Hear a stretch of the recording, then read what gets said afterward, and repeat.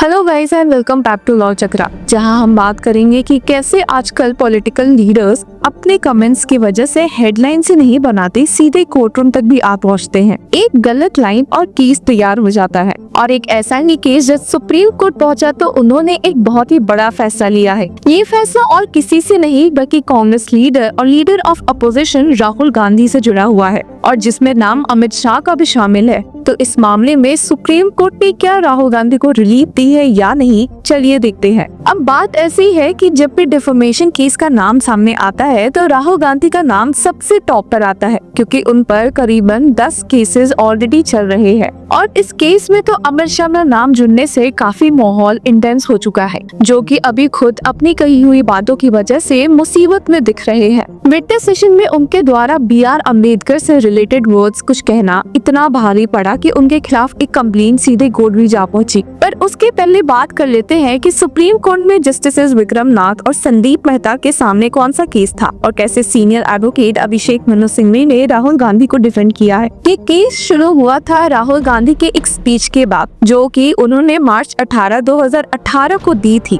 इस स्पीच में उन्होंने बीजेपी के सीनियर लीडर और union home minister Amit Shah को मर्डर अक्यूज्ड कहा था, और इसी बात पर बीजेपी लीडर नवीन झा ने एक कंप्लेंट फाइल कर दी। लेकिन इस केस में ट्विस्ट भी काफी आए हैं। जब ये केस पहले रांची की मजिस्ट्रेट कोर्ट में शुरू हुआ था, जहां बीजेपी लीडर नवीन झा की कंप्लेंट को डिसमिस कर दिया गया था, लेकिन जुडिशियल कमिश्नर ने इस ऑर्डर को रिवर्स करके केस दोबारा सुनने का ऑर्डर दिया। फिर मजिस्ट्रेट ने 28 नवंबर 2018 को एक फ्रेश ऑर्डर पास किया, जिसमें ये कंक्लूड किया गया कि राहुल गांधी के खिलाफ प्राइमा फेसाई डिफेमेशन का केस बनता है अंडर सेक्शन 500 ऑफ IPC, जो कि डिफेमेशन का पनिशमेंट बताता है। मजिस्ट्रेट ने गांधी के लिए समन्स इशू किए थे ताकि वे कोर्ट में आकर अपनी सफाई दे पाए, और इसी के खिलाफ राहुल गांधी झारखंड हाईकोर्ट जा पहुंचे थे इस ऑर्डर को चैलेंज करते हुए। लेकिन उन्हें झटका मिला जब सिंगल जज जस्टिस अंबुजनाथ ने नोट किया कि गांधी ने कहा था कि बीजेपी लीडर्स पावर के नशे में है और एक मर्डर अक्यूज्ड को अपना प्रेसिडेंट बना सकते हैं, जो कि प्राइमा फेसाई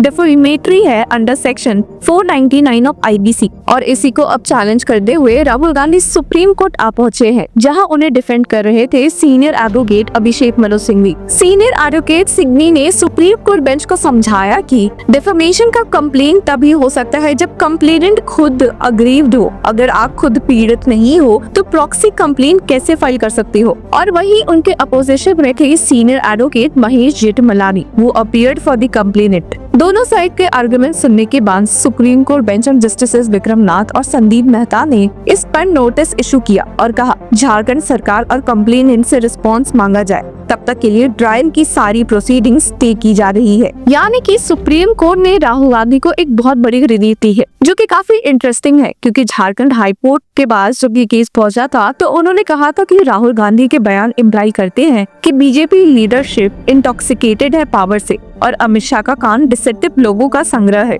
यानी कि प्राइमा फेसाई ये पाया गया था कि राहुल गांधी ने अमित शाह को डिफेम किया है। हाईकोर्ट ने ये भी स्टेट किया था कि ये और भी इम्प्लाई करता है कि बीजेपी वर्कर्स एक ऐसे इंसान को अपना लीडर एक्सेप्ट करेंगे जो मर्डर अक्यूज्ड हो। ये इम्पिटेशन प्राइमा फेसाई डिफेमेटरी है। कोर्ट ने सेक्शन 499 के एक्सप्लेनेशन 2 पर भी काफी फोकस किया था, जिसके तहत एक कंपनी, एसोसिएशन या कलेक्शन ऑफ पर्संस के अगेंस्ट दिया गया इन्विटेशन डिफेमेशन के स्कोप में आता है। हाईकोर्ट का कहना था कि राहुल गांधी के ये स्टेटमेंट्स कि बीजेपी लीडर्स पावर के नशे में है और उन्होंने एक मर्डर अक्यूज्ड को अपना प्रेसिडेंट माना है, प्राइमा फेसाई डिफेमेटरी है। अब जहां सुप्रीम कोर्ट ने राहुल गांधी को रिलीफ दी है, वहीं आपको बताते हैं कि अमित शाह से जुड़ी डिफेमेशन केस या उनके खिलाफ जो कंप्लेंट है वो असल में क्यों हुई है। विंटर पार्लियामेंट सेशन में 17 दिसंबर को काफी तहलका मच गया था, जब अमित शाह ने अम्बेडकर को याद करते हुए कुछ ऐसे स्टेटमेंट्स दे दिए जो लोगों को काफी भड़काऊ लगे। पर इस स्टेटमेंट के अलावा विंटर सेशन में काफी भगदड़ भी मच गई थी, जिसकी वजह से एक FIR कांग्रेस लीडर राहुल गांधी पर भी फाइल कर दिया गया था। अब आपको बता दें कि कांग्रेस MP और लोकसभा के leader of opposition Rahul Gandhi के खिलाफ FIR दर्ज हुई है, जहां उन पर पार्लियामेंट कॉम्प्लेक्स में बीजेपी MPs पर फिजिकल असॉल्ट करने का आरोप है। राहुल गांधी पर काफी सीरियस चार्जेस भी लगे हैं, जिसमें कि असॉल्ट और क्रिमिनल इंटिमिडेशन के आरोप में केस दर्ज किया गया है। और ये सब शुरू हुआ था जब अमित शाह ने अपना एक बयान दिया था। आपको बता दें कि ये एलिगेशन उस वक्त सामने आए जब रूलिंग बीजेपी अपोजिशन के गुस्से का सामना कर रही थी। असल में होम मिनिस्टर अमित शाह के अंबेडकर पर दिए गए स्टेटमेंट्स की वजह से, जहां उन्होंने 17 दिसंबर को कह दिया था कि मान्यवर अभी एक फैशन हो गया है अंबेडकर अंबेडकर अंबेडकर अंबेडकर अंबेडकर अंबेडकर। इतना नाम अगर भगवान का लेते तो 7 जन्मों तक स्वर्ग मिल जाता। और ये कि स्टेटमेंट्स लोगों को बहुत भड़काऊ लगे, जिसकी वजह से सुल्तानपुर के एमपी एमएलए कोर्ट में एक कंप्लेंट राम खिलावन नाम के कंप्लेनेंट ने फाइल की है, जो कि बांकीपुर सरैया का रहने वाला है, against union home minister Amit Shah. Complaint के मुताबिक अमित शाह के कमेंट्स काफी ऑफेंसिव थे और मिलियंस के सेंटिमेंट्स को हर्ट करते हैं। कंप्लेंट के हिसाब से 17 दिसंबर 2024 को लोकसभा में अमित शाह ने कहा कि अंबेडकर एक फैशन बन गया है। राम खिलावन कहते हैं कि ये स्टेटमेंट डॉक्टर BR अम्बेडकर के प्रति अपमानजनक था। इसी के साथ आपको बता दें कि इस पूरी कंट्रोवर्सी के बाद अमित शाह ने इस मामले पे एक क्लैरिफिकेशन भी दिया था कि कैसे उन्होंने BR अम्बेडकर के खिलाफ कुछ नहीं कहा है और ये कांग्रेस की एक साजिश है। अब सबकी नजर इस केस के अगले कुछ डेवलपमेंट्स पर है और साथ ही ये भी देखना इंटरेस्टिंग रहेगा कि क्या सुप्रीम कोर्ट का ये स्टे ऑर्डर राहुल गांधी के लिए रिलीफ की वजह बनती है या लोग इसके खिलाफ भी सुप्रीम कोर्ट जा सकते हैं, और कैसे ये केस नए पॉलिटिकल डिबेट्स को जन्म देगा। देखने के लिए कीप फॉलोइंग लॉ चक्रा।